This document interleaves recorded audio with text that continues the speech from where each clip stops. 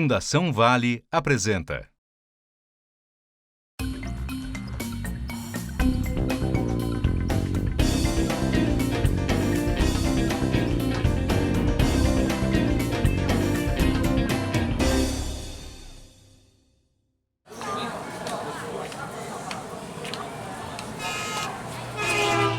O grande desafio da sociedade brasileira, que não está sendo enfrentado, é o nó da terra.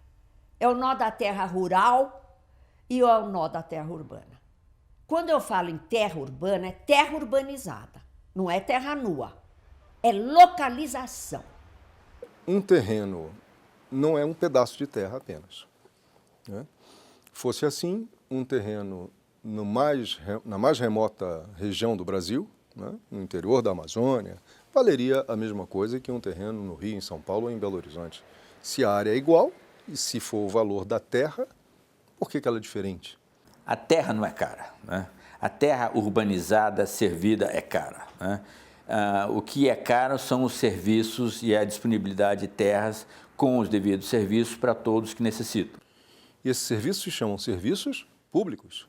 Serviços de educação, de transporte, de lazer, proximidade com oferta de bens comerciais, enfim, culturais, educacionais, toda essa profusão de meios que se põe à disposição de um pedaço de terra na cidade, vem de onde?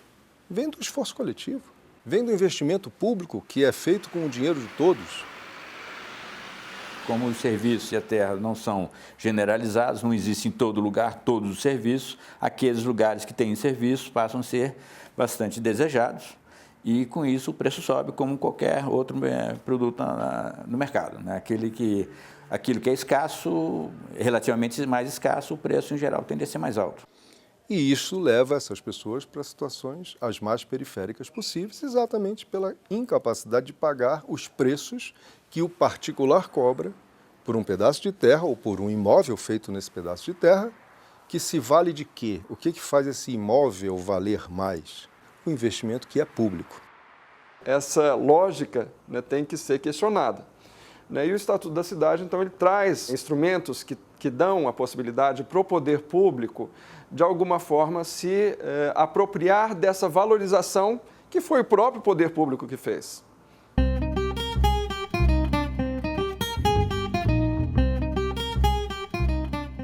A outorga onerosa é uma forma de obter uma contrapartida pelo uso mais intenso da cidade, capturando a mais-valia gerada exatamente por esse processo de adensamento. Quando você constrói, você está usando de diversas formas o patrimônio público. Primeiro, o espaço aéreo que é necessário para ventilação, para insolação.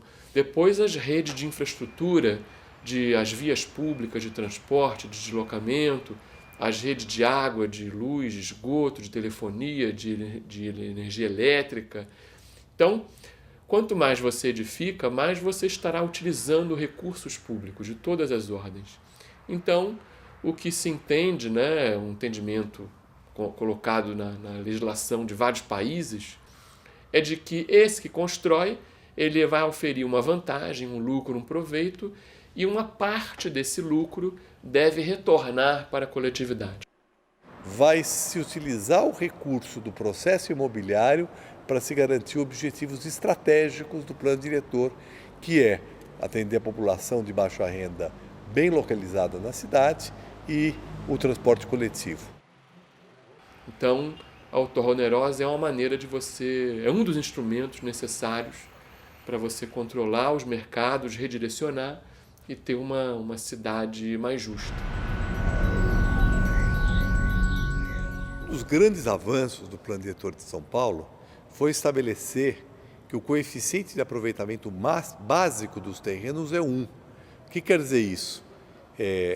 Quem for construir mais do que uma vez a área do terreno, por exemplo, né, pode-se construir, vamos dizer, 4 vezes numa certa área, junto, por exemplo, à estação de metrô, porque a ideia é que se possa construir 4 vezes nas áreas de transporte coletivo. Então, a pessoa que tem um terreno, por exemplo, de 2.000 metros, ela vai poder construir 8.000 metros. Só que tudo que ela construir acima de 2.000 metros, os 6.000 adicionais, ela terá que pagar uma outorga onerosa para a prefeitura, um valor que pode ser significativo, mas nós também tomamos cuidado de evitar que fosse um valor proibitivo, ou seja, que fizesse com que o empreendedor desistisse, por exemplo, de construir.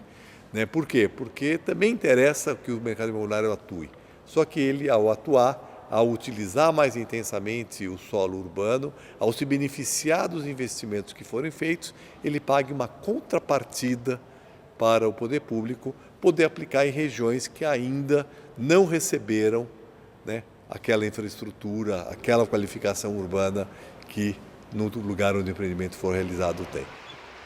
Então, instrumentos deste tipo estão nessa caixa de ferramentas que se chama Estatuto da Cidade, que é uma lei que surgiu em decorrência da Constituição de 88, exatamente para permitir aos gestores públicos, ao poder público, atuar no sentido de reduzir a desigualdade no espaço urbano.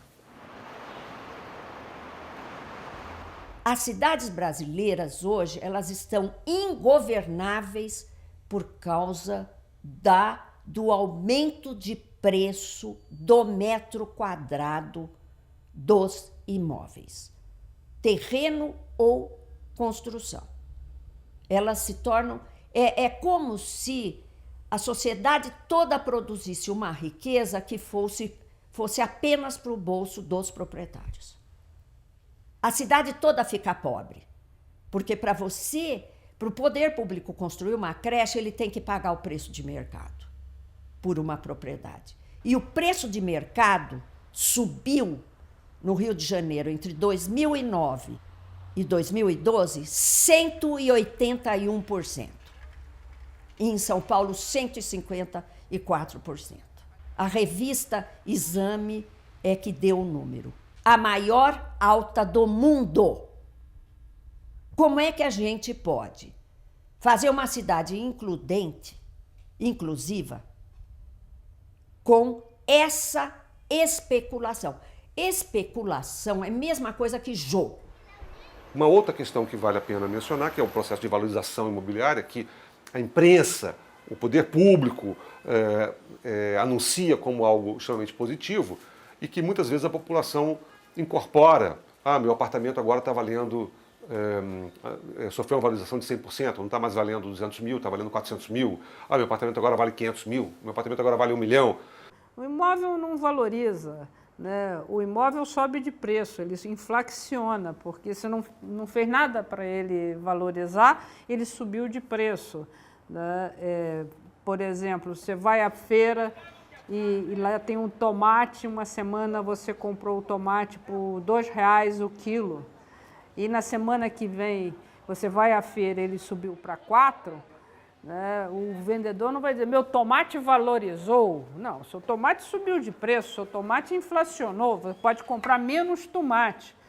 E, no entanto, nós ainda cultivamos a ideia de que se um apartamento sobe de preço, no mês seguinte está valendo 1% a mais, 2% a mais, você diz, meu imóvel valorizou. Não, você perdeu dinheiro, porque ele subiu de preço, inflacionou, o seu filho não vai poder mais comprar com a mesma renda um imóvel igual. E se você vender aquele, você não compra outro. Isso é uma faca de dois gumes, porque a valorização imobiliária gera também barreiras ao acesso à moradia daqueles que efetivamente usam a moradia como valor de uso, como um bem fundamental à sua existência, à sua reprodução na cidade. Se eu moro num lugar, eu não moro para fins de valorização imobiliária, para fins de valorização econômica, eu não tenho a minha moradia como valor de troca, como mercadoria, mas como valor de uso. Quer dizer, então, a valorização imobiliária pode ser algo, inclusive, que bloqueia a possibilidade de acesso das pessoas a esse bem fundamental que é a moradia na cidade. Um aspecto interessante é que não só a gente avança pouco, porque os mecanismos apresentados pelo Estado, seja de construção de habitação, seja de financiamento para a habitação popular, têm sido muito medíocres, mas também porque o mundo popular, boa parte dele, está exposto a um autoritarismo de mercado. A lei do mercado, no limite, é a lei da selva, é a lei do mais forte, nas favelas e nas periferias. Aqui em Belém, em 1996, foi redefinido todos os bairros de Belém e o mercado imobiliário disse quais eram as áreas prioritárias para ele. O eixo da Avenida Augusto Montenegro, que a gente vê aí os altos condomínios com empresas transnacionais e tudo mais, grandes empresas, shoppings, em que a gente percebe? Isso foi definido na década de 90. Então a gente sente esse reflexo da supervalorização, da especulação imobiliária. Quem tem dinheiro chega aqui e compra um terreninho aqui que sabe que daqui a 5 anos vai estar valendo 5 vezes mais. Então realmente o mercado imobiliário, a especulação imobiliária, ela não é nada a favor do pobre.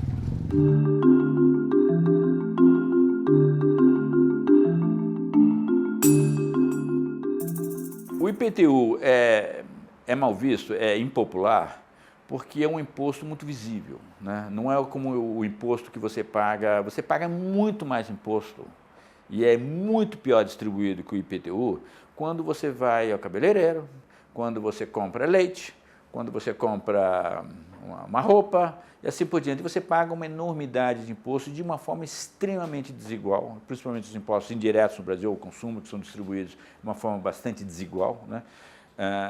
Faz com que o pobre, relativamente, pague muito mais imposto que o rico. O IPTU, de certa forma, é muito mais justo sobre isso, só que esse é um imposto visível e o outro imposto não é visível. Então você tem a reação das pessoas que não querem, o imposto em geral é cobrado de uma vez só, né? Você pode parcelar, mas vem aquela fatura. Então um imposto ingrato sobre esse ponto de vista.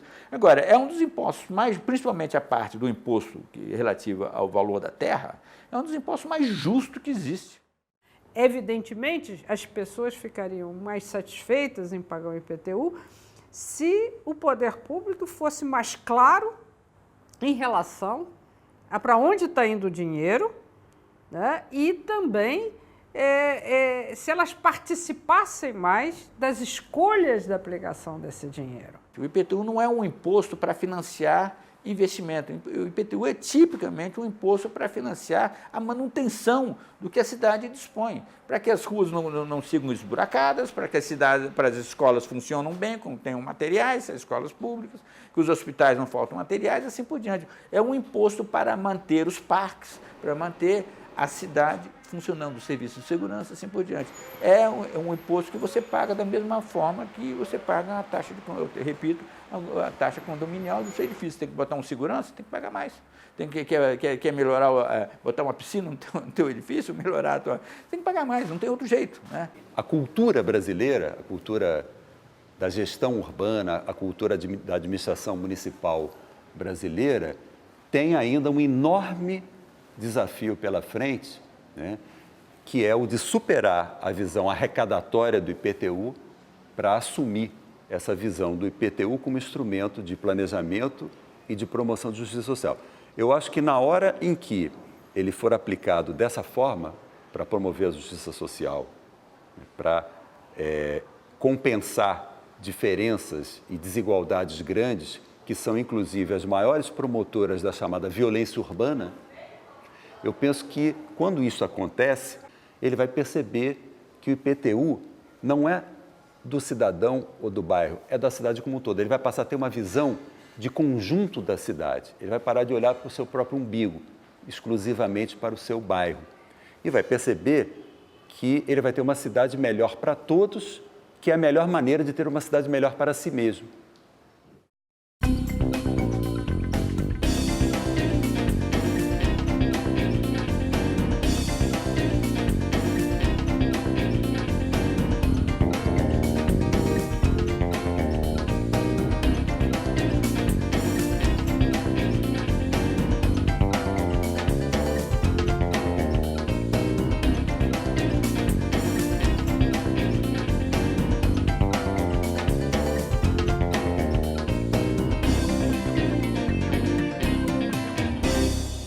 Oferecimento Fundação Vale.